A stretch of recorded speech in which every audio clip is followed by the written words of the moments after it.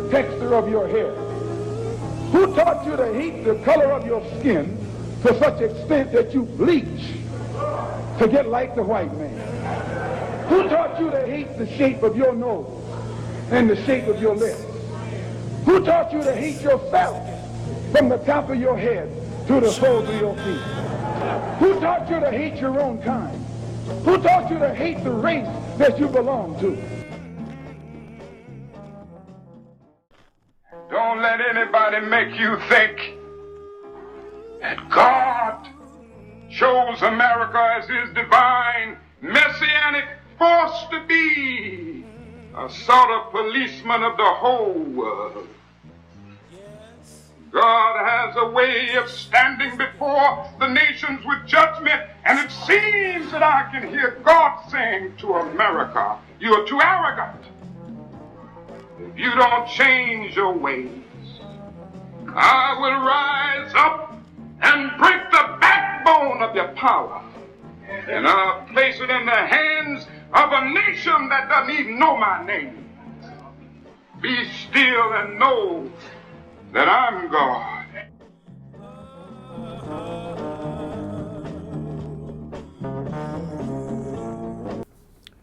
Welcome again to Street Talk. My name is Ahmad Shakaraki, and on Street Talk, what we do, we talk about things that happen here in the U.S., Michigan, and abroad. We talk about the political, social, and economics. Now, joining me tonight, Dennis Burnside. Charles Thomas. we're gonna be talking about our black women. There's been so much negative out here about them, and I hate to say it, but a lot of our people got this negative view somehow. So we're going to talk about that. We're going to talk about some of our great women who've done some great things. Yeah, I think, just to repeat on the theme that we discussed last week, to be misogynistic, to be chauvinistic towards women is not African. It's a learned behavior. It's a European model, and we need to put it down and get back to our roots. But I think that, we talked last week about great African women of antiquity. I think, with today's political environment and what we see going on socially, we should also talk about great African American women of the United States. And I think one of the very first ones that we should look at is Sojourner Truth, who was an early abolitionist who fought for the freedom of her people. It is not well known because one of her very famous works is a speech called Ain't I a Woman? And it's often replicated in Southern dialect by people who read her words and interpret her as being a Southern woman. Actually, Sojourner Truth was from New York, born into slavery in New York City. And she did not know how to speak English until she was almost 10 years old, until she was sold into another family that spoke English. She spoke Dutch for her first 10 years. A highly intelligent, highly erudite woman who was well-read and fought for her people by using her intellect and her ability to organize. So I think anything that we talk about with respect to African American women here in the United States probably should begin with the discussion of Sojourner Truth, and our young people should really learn about her. And voting rights and all of them things. She was at that back then. Oh yeah, before the Civil War. Before the Civil War started, she was a fighter for women's suffrage and for the freedom of African Americans. She worked with Frederick Douglass. She worked with the great John Brown, who Dick Gregory said that he went to his gravesite every year. It's appropriate that we celebrate the life of John Brown, a white man who not only gave his life, he gave the life of some of his children. But Sojourner Truth was right there with him, and he was like a right-hand man to her. And she helped organize that. She helped work with Frederick Douglass to move this liberation movement forward. And without her, I don't think many of the advances that we enjoyed right up to the beginning of the Civil War, where the debate, the discussion about enslaving human beings, probably would not have gotten to the point that it did in the early 1860s had it not been for the work of Sojourner Truth, along with Frederick Douglass and John Brown and others, the Quakers, who were a big part of the abolitionist movement. She was a leader in that amalgamated movement, and indispensable, just a great, great woman. During this time, we eased to the 19th century. Yeah. We get people like Ida B. Wells. Well, before Ida B. Wells, we need to talk a little bit about Harriet Tubman. Yeah, Harriet Tubman. Because Harriet Tubman was along the same lines as Sojourner Truth, but she was a little less of an intellectual bent and more of a soldier. Yeah. She was an armed scout for the U.S. Army during the Civil War. People don't know that. Right. She had guns, and she freed just in the Civil War 700 enslaved Africans from the Confederacy. Yep. That's heart. That's toughness. Oh, yeah. That's cojones in a woman who will go out there and fight. We mentioned her a little bit in our last show about how she freed dozens, if not hundreds, of enslaved Africans who she managed and guided through the Underground Railroad. And she famously said, I'd have freed hundreds more if they'd only known they were slaves. She had that shotgun that she'd let them know. This isn't just for them coming after us. It's for anybody who thinks they're going to change their mind and go back. It ain't going to happen. So another great, great woman who literally put her life on the line for us. And for people listening to us in the Lansing area, you should know that she lived out her life in Battle Creek, Michigan. And she's buried not too far from here. If you have relatives in the military cemetery like I do, where my father's buried, and I go down there occasionally to just reminisce, you might want to stop by Harriet Tubman's gravesite and give her thanks. Respect. And then considering the conditions that she had to deal with coming from the South, going up into the north in the winter and the spring and all the harsh conditions, they didn't have convenience microwaves and none of that. Just what they had on their backs. You know? Then they had to fend for themselves to find food. And the shoes, man, it's like because most of them are bare feet. You know? Well, you're talking about an Underground Railroad that wasn't a railroad. They were walking. Maybe a mule or two. But it's hardship. And she didn't have to do it. No. She didn't do it for profit. She didn't do it to get aggrandizement. She did it because it was the right thing to do. She felt that. It's anybody who's ever watched this show knows me well knows that I'm not a Christian. Religion is just anathema to me. But I think that it's important to look back and recognize that Sojourner Truth and Ida B. Wells too, but Harriet Tubman were devout Christian women who saw their faith is indispensable in moving them forward. There's a famous story about Sojourner Truth at one of these meetings where she was a public speaker, and she was organizing these people to become abolitionists and help free enslaved Africans. And a group of roughnecks came through, some white dudes came through, and they started interrupting speeches and making threats. And Sojourner Truth initially hid inside of a box, inside of a tent, because she was the only black person there and just knew she was going to be lynched. And after a while, she said, you know what?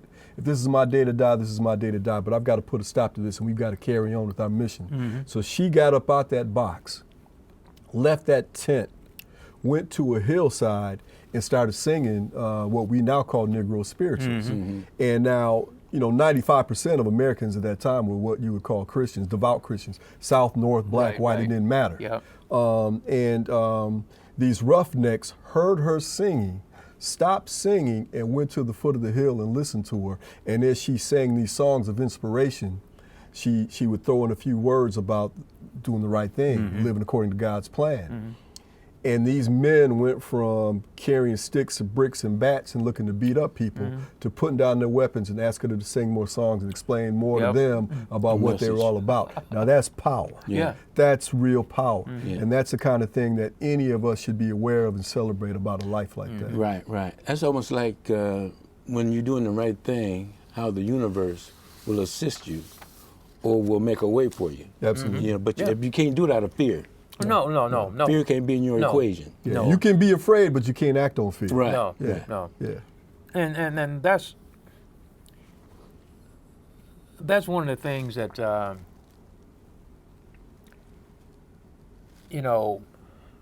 right at this date, I think a lot of our blacks has lost that kind of faith. I'm not saying Christian faith, but it's like either I die today standing up. Yeah. Purpose. Yeah. There you go. That's how I put it as purpose, not faith. I Right. put it as purpose. You Absolutely. Better to stand on your feet than die on your knees. Yeah. Yeah. And I think. And she definitely had that resolve. Yeah. She Yeah. definitely saw that Yeah. purpose. Yeah. And I hate to, well, I don't hate to, but I like to point the finger, where, call a thing a thing. But it's these black churches are watering down the situation that we need. The black church, as long as they've been in existence, they can't even bury their members. They don't have land to even bury the members on. They got to go to the white man to get, to bury the people that's in the community. Yeah. It's such a dysfunctional operation. To me, it's organized crime. It is. There's no sense in you telling me about faith when you don't know how to act upon faith. Yeah. And it's a regression too. Yeah. Because at one time the black church could bury its own members. Yeah. They had independent communities. Right. They had towns. Right. They had businesses that were all organized and centered around the black church. So if you look at the way it used to be compared to the way it is now, it's regressed. Yeah. And it produced people like Fannie Lou Hamer and Ida B. Wells and Harriet Tubman and Sojourner Truth, who came out of that organized principle. I may look back on it as something that's mythical in terms of its theology, but it certainly reflects that determination, that African spirituality, which is innate. You can no more take the spirituality out of an African than you can take the ability of a cat to land on his feet, Right. of a dog to howl at the moon. Right. It's in us. Yeah. In us. And so nowadays it's manifested in terms of religion because so many of us have lost track, have lost our institutional memory of our own spiritual system. But when you see how people throughout history, some of our great leaders and our great actors, especially in the 19th century and the early 20th century, you saw people whose first training came within the confines of a church. They learned how to sing, they learned how to read, they learned how to write, they learned how to organize. Right. Speak. They learned how to speak publicly. Yeah. They learned how to aggregate power by meeting in a building that happened to be church and use that to their advantage. Yeah. Yeah. And nowadays, it's all about prosperity. You're gonna get a new Cadillac if you come here and give me 10%. Yeah. Right. You're gonna get that big house. You're gonna get that promotion. It's a scam. It's like you said, it's organized crime. Yeah, don't make waves, you know. Yeah. And I remember the boycott that we had was so successful during Martin Luther King period, working together. Yeah. You can't, as a people, that is our innate ability to doing things greatly on collective effort. Yeah. Individualism has destroyed us and destroyed our community and our families. Oh yeah. And then you tell a little boy, we teach our little children. My mama taught me that God was white, and when you think, I look at my daddy, and he was struggling and to put food on the table. She was insisted that this man was the greatest thing since hamburger.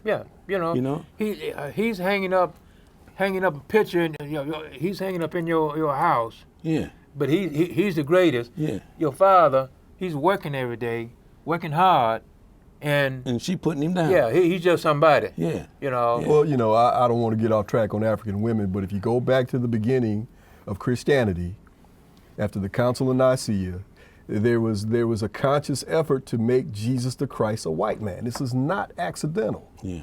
They used Caesar Borgia's nephew to pose for the picture.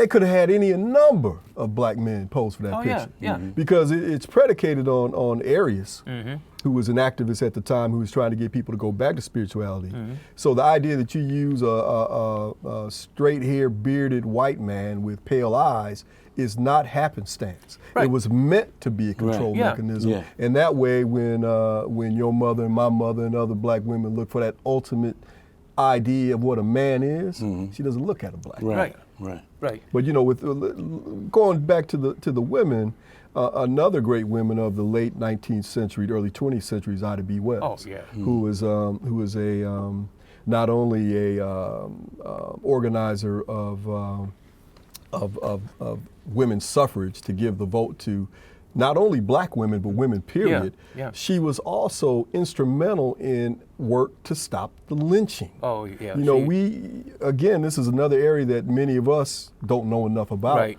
But right. you had, you know, whenever people talk on TV nowadays, every time you hear terrorism, terrorism, we got terrorism. Yeah. We know terrorism. Yeah. We intimately know terrorism. There's not a family here that I bet if you didn't go back a generation to had an uncle, a cousin, a daddy, a mom, somebody who got lynched or got threatened with lynch. Right. So Or got we know raped. this. So what Ida B. Wells made her life's mission was not only to educate us and get us to vote, but to stop this lynching that was going on in the United States. And in fact, And you look at this, Ahmad, I mean, she died in the early 1930s. Yeah. So she was at the height of it. Yeah. When people were being terrorized daily, she put her neck out there to put a stop to this. That's hard. Sacrifice, That's to be feeded. Yeah, and and in remembered. fact, you know, she was born in Holly Springs, Mississippi. Sorry? She moved to Memphis, Tennessee when she was 6 years old, somewhere in there. They said 6, but I don't know. I read it 6 years old. I don't know what That's right. exactly it was. But she said that there in Memphis, Tennessee was one of the, when they moved to Memphis, the same year they moved there, 26 or 28 blacks was lynched. killed. You know, just Oh, it's people common. riding roughshod, just it's common. killing them. Yeah. You know. Oh, it's You know? common. Yeah. You were saying, Patrick. Yeah. That's where that post-traumatic stress comes from. Oh, Yeah. Slavery. Oh, yeah. Absolutely. Yeah. Post-traumatic slave disorder. Yeah. I mean, you look at that, man. When you look at bombing churches like we had in Birmingham in '64, that wasn't anything that was unique. It happened a lot. Yeah. Oh, yeah. When you look at people being burned out of their houses, you look at people being shot, summarily executed in the street. Oh, yeah. When you look at people being hung from lampposts and trees, and their genitalia routinely mutilated, if not cut off. Yeah. This was a daily experience of us. So it really offends me nowadays when you see these right wingers like the Fox News crowd. Oh, man. You know, they're always crying about terrorism and be afraid. You know, they're trying to make their audience afraid so they're compliant. Yep. The opposite should be true. If you're facing true terrorism, that's not the time to be afraid. That's the time to stand up. Yep. And that's the time to show them that I may have to die, but you're not going to make me a punk. I'm not going to be somebody who's walking around afraid to act. Right. And that's what terrorism is all about, and that's what lynching was. Lynching wasn't just because they couldn't find another way to reconcile these issues. They figured that if they hung me by the neck and cut my junk off, Charles is going to think twice about speaking out. Right. And if he decided to do it anyway, then you might think 3 times about it. That's terrorism. Yeah. Oh, yeah. And that's what Ida B. Wells made her life's mission to fight. Yeah. And we should recognize that and praise that sister. Yeah. Right. And also, too, to go back to where we were talking about a couple of weeks ago, that's the bucket that the crabs are in. Of course. You know, psychologically. Oh, yeah. You know, Don't step out. Right. Yeah. Stay in line. Right. Yeah. But you got to, we talked about this months ago, Charles. The crab in the bucket analogy is apt, but why are we in a bucket? Right. Is that a crab's natural habitat? No. Of course No, not. no, A crab shouldn't even be in a bucket. Right. So if you Right. put a crab in a bucket, obviously it's going to act in a way that's unnatural. And if a crab's leaving the bucket, he's going to grab and pull him back Right. in. Yeah. Yeah. And our maladies, our dysfunction is in a lot of ways reflective of the fact that we're in a bucket that we don't belong in. Right. Yeah. You know, it's just,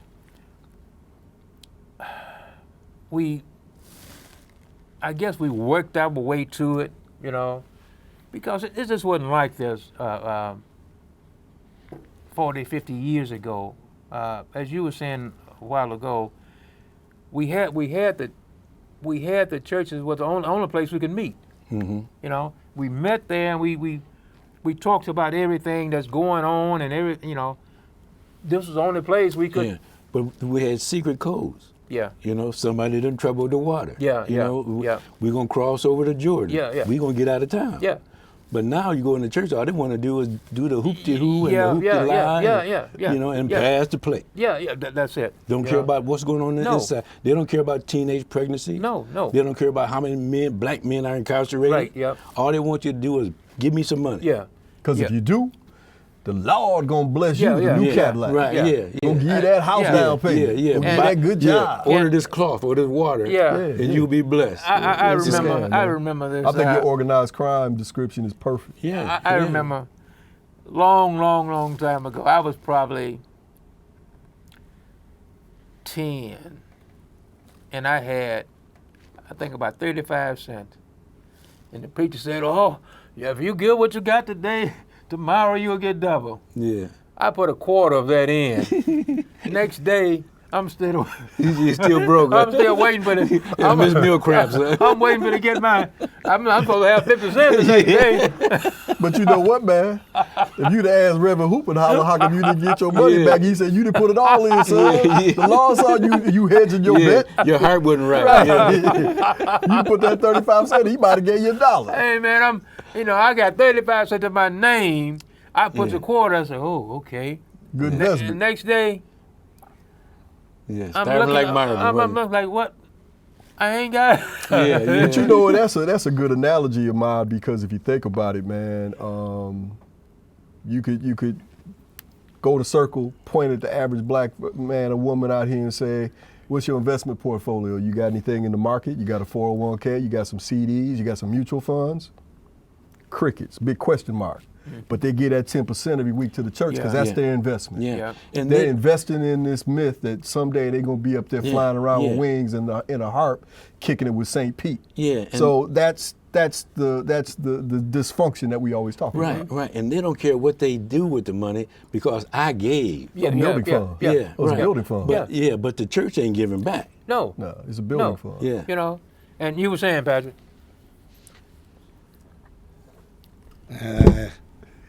I know you guys are hard on these preachers, man. No, we. You guys no, are- we you- not being hard. We just telling the truth. You guys know? are hard We call on them thing a these thing. preachers. No, as we, a yo. I will admit that there is amongst the preachers Okay.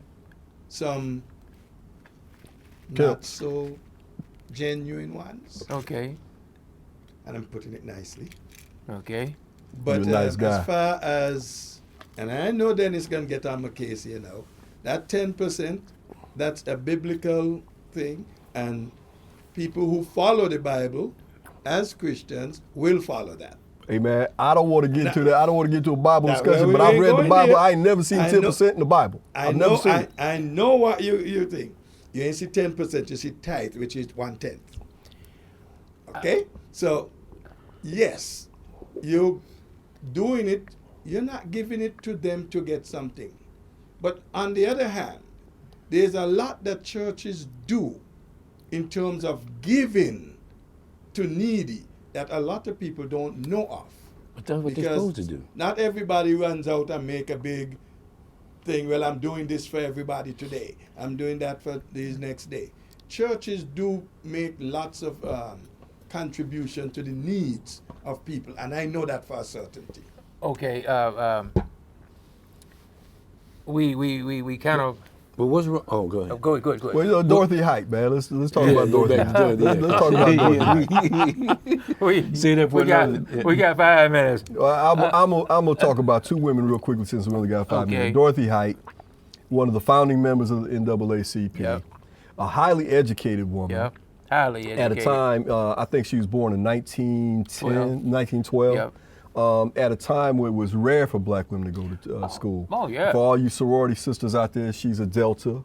And she made it her life's mission to not only be part of the civil rights movement, but she was also interested in women's suffrage and women's education. Yeah. Yep.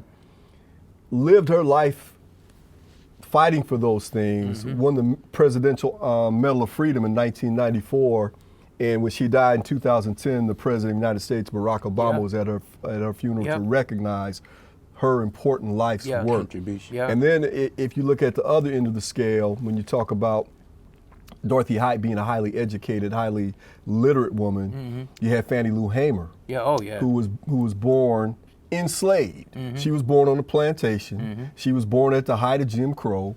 She was born into one of these situations where it was neo-slavery. You know, they made a modicum of money instead of being paid nothing. But they had to stay on these plantations year after year. She learned in a one-room schoolhouse how to read and became so good that the plantation owner made her in charge of the money. Well, as she grew older, this woman became a fighter for freedom. She actually went to a meeting in 1961 and 1962. She was already 47, 48 years old. Had been hospitalized for a tumor. They took her uterus out, one of these involuntary hysterectomies by these Southern doctors who were always trying to sterilize black women. She had suffered all these ills, and then she goes to this meeting and she becomes a freedom fighter. She starts organizing blacks throughout the South who were afraid to even go to the meetings, let alone go register. And she made it her business. And she did the same thing as Sojourner Truth. She used her voice. She was a devout Christian, like my man Paget. And she would sing and give these people the courage to stand there in line and register. She was beaten nearly to death. She fought with Lyndon Johnson because she had an organized party within the Democratic Party that said we need to be voting on this platform. Lyndon Johnson was afraid that if they let her and her group do this, they would lose the Southern Democrats, who they eventually did, who became Republicans. But you saw this fight where she was determined to stand on her feet and make sure that we had the rights that we needed. She was so powerful that she had a nationally televised speech that Lyndon Johnson tried to preempt because he was afraid that if she got out there and said what she was going to say, that he would lose those Southern white boys to the Republican Party right now. So he gave a speech simultaneously, but it was so powerful that people back in the 1967, I believe it was, maybe 66, they replayed this speech because it was that important. That's power, man. And that's a woman we also ought to celebrate and feed. And so, long and short, all these women we just talked about, nobody in the right mind would call them a B or H. So why you want to call your sister and your mama and your aunt and your cousin that? That ain't who we are. And you know them. Right. And that ain't who we are. No. We got about 30 seconds. It's just, it was a great subject, and we need to teach our children this information before they go into public school. And we need to teach our young boys to respect the black woman. They're raising the black boys. And if you don't treat the woman right, the woman is not going to treat you right. So, it's a good subject. Well, I just concur with everything Charles just said. We've got to, and I think it's important that we educate our children in these matters because they're not going to learn about it in school. Who taught you to hate the texture of your hair? Who taught you to hate the color of your skin to such extent that you bleach to get like the white man? Who taught you to hate the shape of your nose and the shape of your lips? Who taught you to hate yourself from the top of your head to the soles of your feet? Who taught you to hate your own kind? Who taught you to hate the race that you belong to? Don't let anybody make you think that God chose America as his divine messianic force to be a sort of policeman of the whole world. God has a way of standing before the nations with judgment, and it seems that I can hear God saying to America, you're too arrogant. If you don't change your ways, I will rise up and break the backbone of your power, and I'll place it in the hands of a nation that doesn't even know my name. Be still and know that I'm God.